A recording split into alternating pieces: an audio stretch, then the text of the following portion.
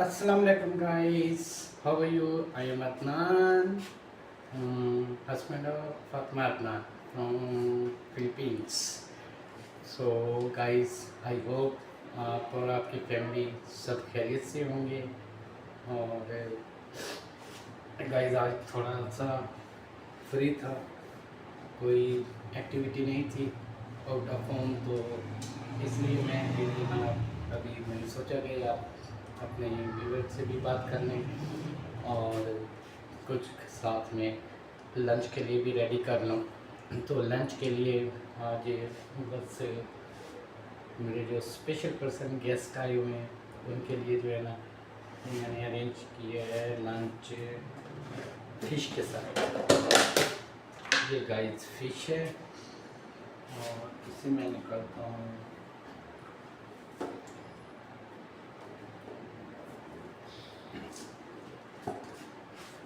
ये guys fish है और ये मैंने पहले से मसाला वगैरह लगा के इसे रखा हुआ था रेफ्रिजरेटर में। तो ये बनाना है, फ्राई करना है और साथ में रोटी वगैरह वो खुद ही बनाऊंगा और उसके बाद फिर कोई स्वीट डिश वगैरह भी वो भी तैयार करेंगे इंशाल्लाह, वो भी आपके साथ शेयर करूंगा। और बहुत जल्द इंशाल्लाह मैं आपके साथ अपनी लाइफ स्टोरी का पार्ट 2 शेयर करूंगा इंशाल्लाह। पहले मैंने अपनी लाइफ स्टोरी की कुछ थोड़ी सी आपके साथ शेयर की थी, तो रिमेनिंग जो स्टोरी है वो इंशाल्लाह ताला मैं कुछ दिनों में आपके साथ अपने व्यूअर्स के साथ शेयर करूंगा। फातिमा और मैं कैसे मिले, क्या हुआ, और उसके बाद मैंने फर्स्ट वाइफ को एक्स वाइफ जो कि अब एक्स है उसको मैंने डिवोर्स क्यों दी, क्या हुआ, क्या वाक़यात और हालात थे, इंशाल्लाह ताला डिटेल के साथ इंशाल्लाह मैं जल्दी आपके साथ अपने व्यूअर्स के साथ शेयर करूँगा इंशाल्लाह। तो गाइस मैं लाइफ स्टोरी आपके साथ शेयर करने का मकसद किसी को बदनाम करना नहीं है, बल्कि इस तरह के हालात और वाक़यात शेयर करना। और जब कोई दूसरा शख्स हमारे हालात और वाक़यात देखता है, सुनता है, तो ये एक एक्सपीरियंस हो जाता है उससे लाइफ का कि ज़िंदगी में क्या कुछ होता रहता है। और हो सकता है एक लेसन होता है उन औरतों के लिए भी जो खामिन की पीठ पीछे बॉयफ्रेंड रखती हैं, खामिन परदेश में जाते हैं आउट ऑफ कंट्री, इनके लिए धक्के खाती हैं, अपनी अना और अपना पेट सब कुछ कुर्बान करके। तो वो कितनी मेहनत और मुशक्क़त के साथ फुटपाथों पे भी सोती हैं, टके टके बंदे की भी बातें सुनती हैं सिर्फ बीवी बच्चों की खातिर। तो वो परदेश में जाती हैं और पीछे से बीवियाँ वो क्या काम करती हैं और शौहर के भरोसे को, एतमाद को, उसकी मोहब्बत को, उसकी कुर्बानियों को, सबको भूल कर एक ही ठोकर में उसे लात मारती हैं। और 2 टके के जो गलीस, जो मैं कहूँगा कि गटर के कीड़ों से भी ज़्यादा गलीज होती हैं, क्योंकि 2 टके के लोग ही शादीशुदा औरतों के साथ रिलेशन बनाती हैं। सिर्फ वो भी कोई में उनको कोई इनसे वो सच्चा लव ऐसी कोई चीज़ नहीं होती। वो भी समझती हैं कि शादीशुदा होके 3 बच्चों की, 4 बच्चों की, 2 बच्चों की, जवान बच्चों की माँ होके अपने शौहर को धोखा दे सकती है, तो हमारी कहाँ से वफादार हुई। वो अभी अपनी जिस्म की हवस पूरी करने के लिए, और औरत भी अपने जिस्म की हवस और 4 टकों के लिए 2 टके के आदमी को अपनी इज़्ज़त जो देती है, बेचती है। तो ऐसी औरत वो भी समझती हैं कि ये किस कैटेगरी की औरत है, उनको कोई इनसे मतलब नहीं होता। 4 दिन उन्होंने यूज़ करना होता, फिर टिश्यू पेपर की तरफ फेंक देना होता है डस्टबिन में। तो ये स्टोरी शेयर करने का मकसद सिर्फ ये होता है कि जो लोग परदेश से बाहर हैं, ख़ासकर मेरे भाई, वो उनको पता, वो उनको एक्सपीरियंस हो कि क्या-क्या ज़िंदगी में हो सकता है, उनकी कमर पीछे, उनके घर में क्या-क्या चल रहा है। और क्या क्या चल सकता है। तो वो इन आने वाले जिस एक्सपीरियंस से मैं गुज़रा हूँ, और वो उनको उस टाइम से, उस बुरे वक्त से ना गुज़रना पड़े। तो शेयर करने का सिर्फ मकसद ये है। तो गाइस ये सब कुछ मैं शेयर करूँगा आपके साथ, लेकिन फ्री टाइम में सुकून से बैठ के।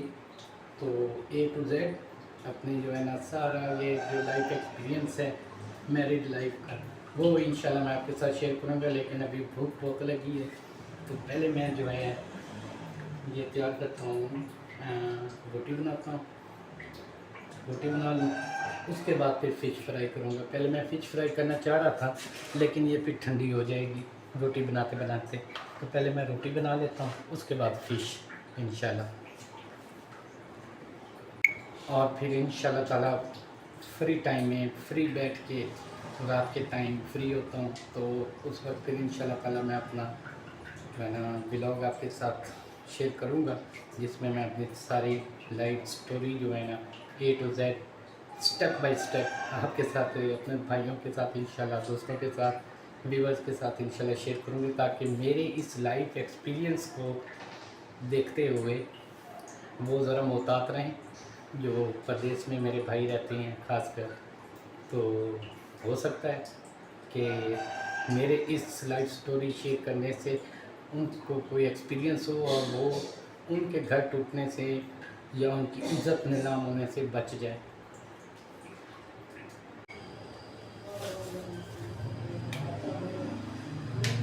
ये गाइस पहले मैं पेड़े बना लूँ।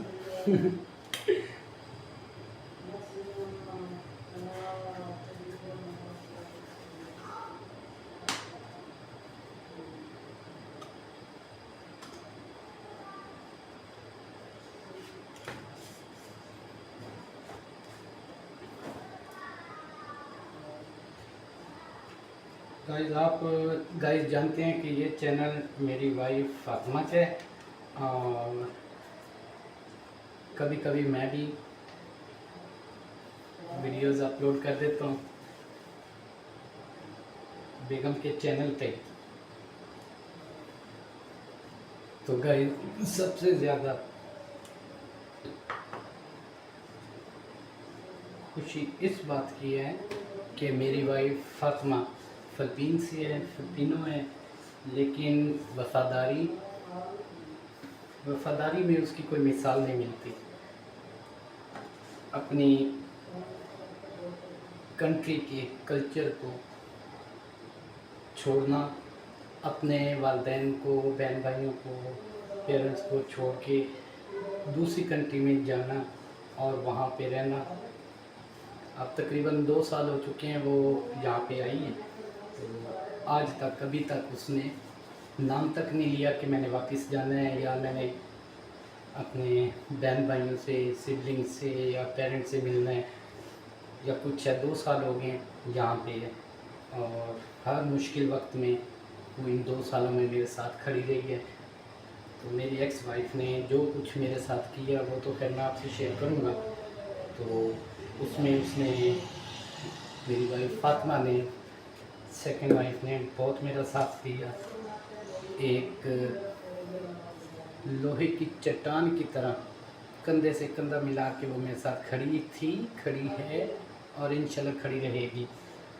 अपने लाइफस्टाइल को उसने छोड़ा, अपने कल्चर को छोड़ा, वालिदैन को छोड़ा। हालांकि वो मतलब कि फॉरेनर है, उनका मिजाज, उनका कल्चर, उनका सब कुछ वो हमसे डिफरेंट है। लेकिन जो मेरी ब्लड रिलेशन था, जिसके साथ मेरी मतलब कि ख़ानदान की थी, एक्चुअल जो मुसलमान थी, मुस्लिम थी, उसका किरदार, उसका करैक्टर, उसकी धोखेबाजी, उसके झूठ, उसकी झूठी कस्में, अल्लाह जाने कितने कितने बड़े गुनाह उसने किए हैं। तो उसके हिसाब से देखा जाए तो ये तो फिर भी फॉरेनर थी ना, मतलब कि वो कल्चर उनका ना, मेरा उसके साथ कोई ब्लड रिलेशन था, कुछ भी नहीं था। तो उसने वफ़ादारी की, और ऐसी वफादारी जिसकी मिसाल नहीं मिलती। मैं उनसे कह दूँ ना कि मैं दिन है तो वो कहेगी दिन है, मैं कह दूँ कि रात है तो वो कहेगी रात है। फर्मा बरदारी में इसमें भी लॉयल्टी, सिंसेरिटी, एक एक चीज़ उसमें ना कूट कूट के भरी हुई है।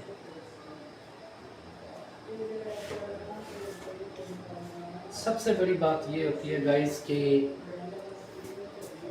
औरत को उसका घर मिलता नसीब से है। वो बुजुर्ग कहते हैं कि औरत को उसका घर मिलता नसीब से है, बसता उसकी ज़बान से और करैक्टर से है। औरत चाहे तो गरीब से गरीब शोहर को भी बादशाह बना देती है, और अगर वो बैड करैक्टर हो तो अच्छे खासे जगीरदार ज़िम्मेदार को भी फ़कीर बना देती है। औरत जो है ना घर में लानी चाहिए नस्ली ख़ानदान, उसका हस्ब नस्ब, उसके बैकग्राउंड, ख़ासकर उसकी माँ के करैक्टर को देख के फिर वो औरत घर में लानी चाहिए। क्योंकि कहते हैं कि जिस औरत के घर में, जिस औरत ने अपने घर में अपने बाप की इज़्ज़त ना होती हुई देखी हो तो वो अपने शौहर की भी ऐसे ही करेगी, क्योंकि वो उस माहौल की आदी होती है कि मेरी माँ मेरे बाप के साथ क्या करती है, कैसे सलूक करती है, क्या इम्पोर्टेंस देती है। तो यही चीज़ें वो माँ से बेटी में कन्वर्ट होती हैं, वही चीज़ देख देख के वो पली बड़ी हुई होती है। तो आगे जाके भी वो यही करती है जो कुछ उसने अपनी माँ में देखा होता है। क्योंकि बच्चे पैदा होते हैं तो वो मासूम होते हैं, उनको नहीं पता होता क्या सही है क्या गलत है, जो वो देखते हैं उनके दिमाग में वो सेव हो जाता है। तो मेरी एक्स वाइफ की माँ ने भी सारी ज़िंदगी ऐसी गुजारी है कि अपने शौहर को एक कुत्ता बना के रखा हुआ था सिर्फ, इससे ज़्यादा इम्पोर्टेंस उसने कभी नहीं दी। जिस घर में वो बुजुर्ग कहते हैं कि औरत की हुक्मरानी हो, औरत ने अपनी बादशाही की हुई हो, घर में चलाई हुई हो, ऐसी औरत के ऐसे घर में रिश्ता मत करें, वरना अंजाम यही होगा जो आज मेरे साथ हुआ।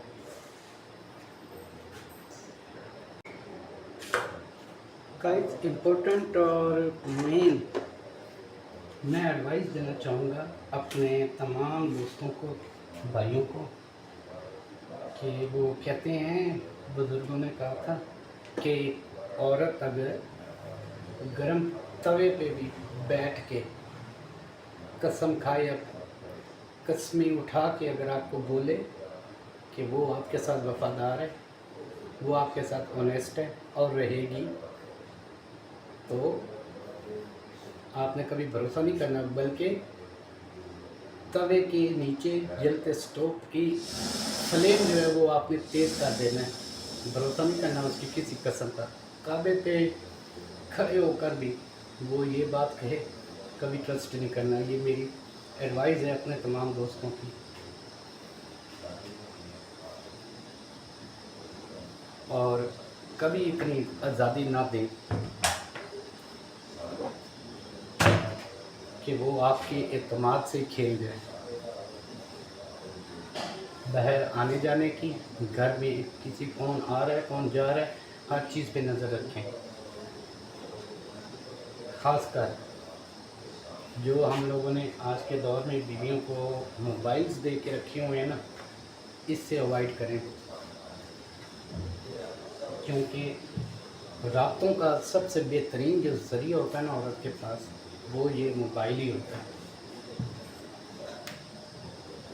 मोबाइल किसी सूरत भी एक घरेलू हाउसवाइफ जिसके 3-3 बच्चे हों, 4-4 बच्चे हों, 2-2 बच्चे हों, कभी भी गाइस में मोबाइल मत दीजिएगा,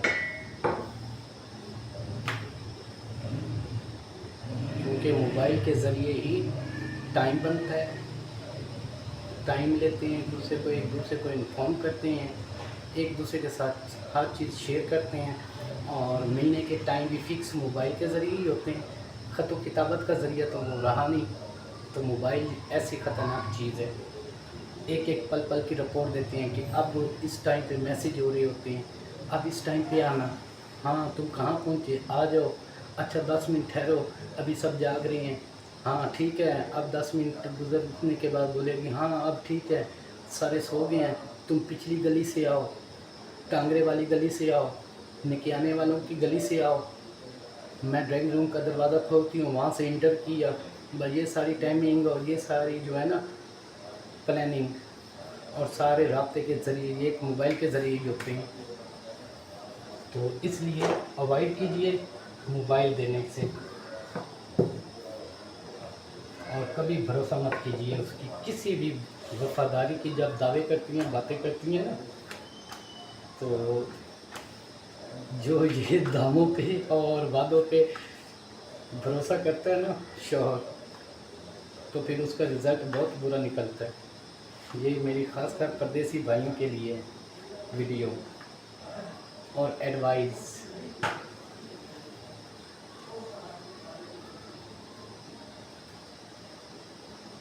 खैर, मैं आपसे सारी डिटेल से अपनी स्टोरी का पार्ट 2 जो है ना वो शेयर करूँगा। पहले मैंने वीडियो अपलोड की थी, लेकिन उसमें मैं क्योंकि वो बिज़ी था लंच बनाने में के या डिनर बनाने में, तो इसलिए मैं वो चीज़ें शेयर नहीं कर सकता। मेरा फोकस इस साइड भी था, कुकिंग की साइड। तो जो चीज़ें रह गई हैं वो इंशाल्लाह मैं शेयर करूँगा,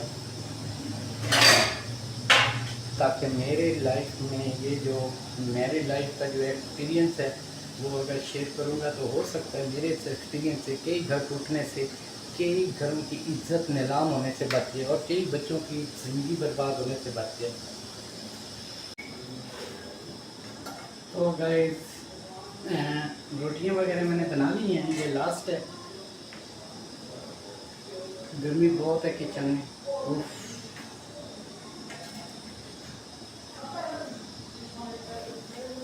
लेकिन पेट पूजा तो करनी पड़ती है, चाहे गर्मी है चाहे कुछ है, बनाना तो पड़ेगा खाना।